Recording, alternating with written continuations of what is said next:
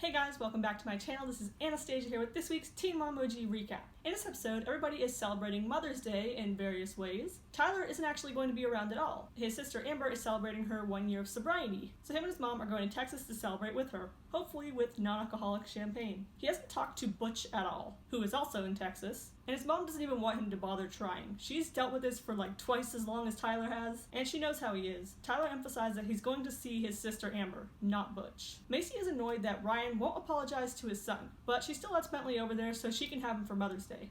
She's going to Washington, D.C. to advocate for recognition of the disorder she has, PCOS. She describes the symptoms like she's reading directly off a Wikipedia article that the producer is holding behind the camera. It sounds like PMS on steroids, basically. She has mood swings, horrible pain, and also mentions infertility, although I don't think she's suffering from that particular symptom too bad. There's no cure, and the meds for it have side effects that are basically just as bad as the problem itself. So she's going with an advocacy group to push for funding for research and recognition. Wow, using her fame for something other than diarrhea tea ads on Instagram. Good for her. Christina got a text from Leah's teacher. On the bus, Leah had chest pain, she started crying, and she was short of breath. She thinks that she might be having panic attacks. Cheyenne talks to Corey to make plans with Ryder. Probably because Cheyenne wasn't a teen mom, her relationship with Corey is much more relaxed than the other moms and the OG dads. There's no restraining orders, no court-ordered custody agreements, no supervised visitation, none of that mess. They're actually able to just talk things out and make plans and remain cool about it like normal people. Pretty much the opposite of Janelle and all the dads of all her kids, where they cannot hold the simplest conversation without steroid/meth-fueled explosions of rage. They make plans for Mother's Day weekend. Saturday, him and Taylor are taking Ryder to the aquarium, and Sunday, Cheyenne is having a brunch. Later, she talks about it with her friends and basically isn't too concerned that Ryder's going to be with Corey half the weekend because Ryder is 2 and doesn't know what Mother's Day is and won't remember the day tomorrow. See, that's what I kept saying about that big-ass party they had for her 2nd birthday. Little over the top when Ryder's literally not going to remember it the next day. Cheyenne hopes Taylor will tell her Happy Mother Day, but she doesn't know if she'll have the maturity to do so. Tyler is ready to give Kate her Mother's Day present. He gets Nova in on the act and tells Nova to stand in front of Kate while Kate has her eyes closed. For a second, I legitimately thought that this dude is going to be like, "Okay, Nova, give Caitlin a big old hug. And that's your Mother's Day present. Aw, how adorable. Okay, look at the time. Looks like that flight to Austin's gonna be leaving soon. You know how TSA is. Okay, bye girl, see ya." Runs out the back door. But what he actually gives her is not much better. Nova holds open her hands and he got Kate an essential oil, which is like this big. I mean, I don't use essential oils. I think they diffuse it or something, so it uses it up pretty slowly, but still. Maybe Kate is like that weird essential oil obsessed aunt, so this means more to her than we think. I don't know. Tyler gets to Texas, and Amber and Kim arrive to the Airbnb. By the way, the owner of this Airbnb went off on Tyler on social media for damaging the front door of the house, requesting a full refund, and bringing a dog that he wasn't supposed to.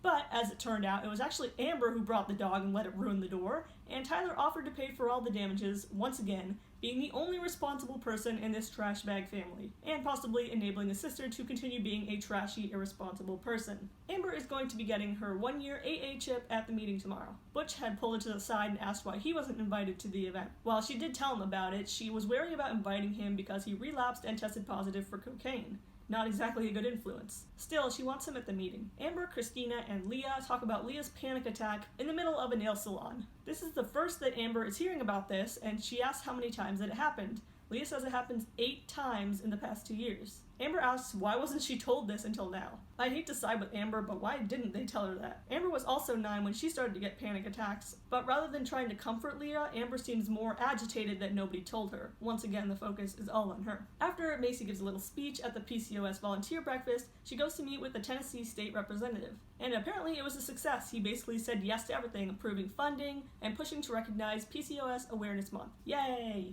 The Edwards family is all sitting in a garage trying to squeeze more than 2 words out of Ryan about jail. All he says is he didn't like the people there, and it was boring and there was nothing to do. This random ass old dude named Billy comes by, and he's labeled as Ryan's friend? Why is Ryan friends with this middle-aged man? Because they both lay on the couch and don't go to work? Billy because he's retired though, Ryan just chooses to do that. Mackenzie is glad he's back. She's like, "We can go on our honeymoon now." I'm no mind reader, but I think jail just looked a lot more appealing to Ryan. Probably wondering if he has any leftover heroin he can throw in the back seat and then go do donuts around the local sheriff's office.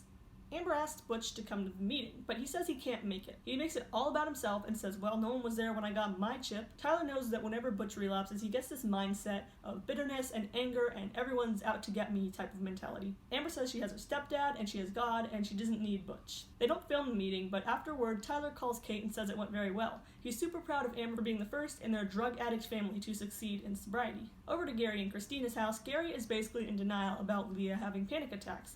He says she gets good grades and she doesn't have any real problems to be anxious about. Of course, that's very ignorant and not true. Leah does deal with real problems, especially with her mom, and anxiety can be caused by so many things, not even really related to having good grades or being smart. Gary says he doesn't understand all that's wrong with Amber. I mean, who can blame him? It's a lot. But he doesn't want Amber to think Leah has problems just because she had them in the past. The thing is, Gary, there's this cool thing called genetics, so she probably does have a lot of stuff that Amber has. Christina suggests, rightly, that maybe Leah go see a therapist, but Gary says that there's no need for that. I'm super disappointed in Gary. He just doesn't know that much about mental health. Literally nothing can hurt by going to a therapist. It can only help. And he seems to put priority on Amber not knowing about this and influencing Leah than on Leah's health, almost like he's kind of bitter toward Amber. If something's wrong, you really just can't ignore it and hope it'll go away. You have to actually try to get help for that problem. Even if it turns out to be nothing, there's no harm in trying. Taylor showed Cheyenne up and did say Happy Mother's Day to her, making all that shit-talking Cheyenne did look kinda dumb. Corey meets up with Cheyenne and gives her this big-ass gift for Mother's Day with a bouquet of flowers, a free facial, a massage. Corey and Cheyenne's relationship consisted of a 2-minute hookup, and the gift he gave her was about 200 times better than that droplet of oil that Tyler gave to Caitlyn. And Tyler and Caitlyn have been married for like 4 years and together for like 15 years or something like that. Do you not get that comfortable in your relationship that you're like not even trying anymore? That's the motto of this story. Speaking of Tyler, he is back from Texas.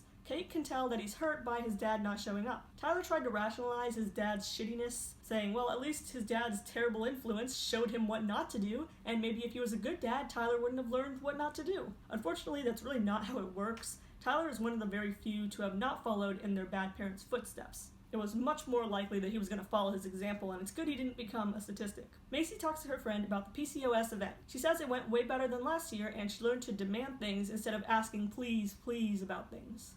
She hopes that her bringing awareness helps others to feel less alone. Amber is having histrionics over Gary not telling her about Leah's panic attacks. She's freaking out, crying, she says she's scared, because she went through the same thing and she had always hoped that it wouldn't happen to Leah, even at the same age and everything that happened to her. Maybe if she saw Leah more often though and kept better communication with Gary and Christina, she would know these things, and maybe she should stop making it about herself and how angry she is at them for not telling her and just focus on Leah.